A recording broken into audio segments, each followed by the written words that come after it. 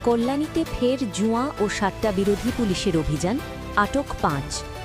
সমাজকে অবক্ষয়ের দিকে ঠেলে দেওয়া জুয়া ও সাট্টার মতো বেআইনি কার্যকলাপ রুখতে আবারও সক্রিয় ভূমিকা নিল কল্যাণী থানার পুলিশ।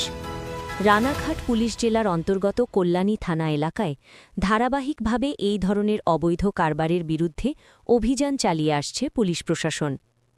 পুলিশ সূত্রে খবর, দীর্ঘদিন ধরেই কল্যাণীর বিভিন্ন এলাকায় গোপনে জুয়া ও সাট্টার আসর বসার অভিযোগ আসছিল। এই অভিযোগের ভিত্তিতেই তৎপর হয় পুলিশ। সম্প্রতি অভিযানে নেমে কল্যাণী পিকনিক গার্ডেন এলাকা থেকে ২ জন এবং গয়েশপুর এলাকা থেকে ৩ জনকে আটক করা হয়েছে।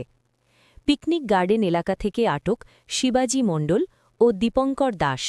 অন্যদিকে গয়েশপুর থেকে ধরা পড়েছেন প্রবীর শীল, সৌমেন দাস এবং এস.কে. শারাফাত হোসেন।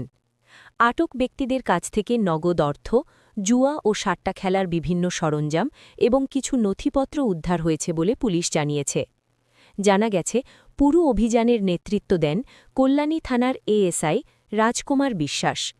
সমাজবিরোধী কার্যকলাপের বিরুদ্ধে তার ধারাবাহিক পদক্ষেপের জেরে এলাকাবাসীর একাংশের মধ্যে ইতিমধ্যেই প্রশংসা শোনা যাচ্ছে। আটক ব্যক্তিদের বিরুদ্ধে নির্দিষ্ট ধারায় মামলা রুজু করে কল্যাণী মহকুমা আদালতে তোলা হয়েছে। পুলিশের পক্ষ থেকে জানানো হয়েছে, জুয়া ও সাট্টার মতো বেআইনি কাজ সমাজে নেতিবাচক প্রভাব ফেলে এবং বহু পরিবারকে বিপদের মুখে ঠেলে দেয়।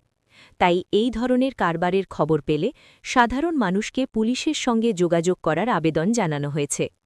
সমাজকে অপরাধ মুক্ত রাখতে প্রশাসন ও সাধারণ মানুষের যৌথ উদ্যোগই হতে পারে বড় হাতিয়ার।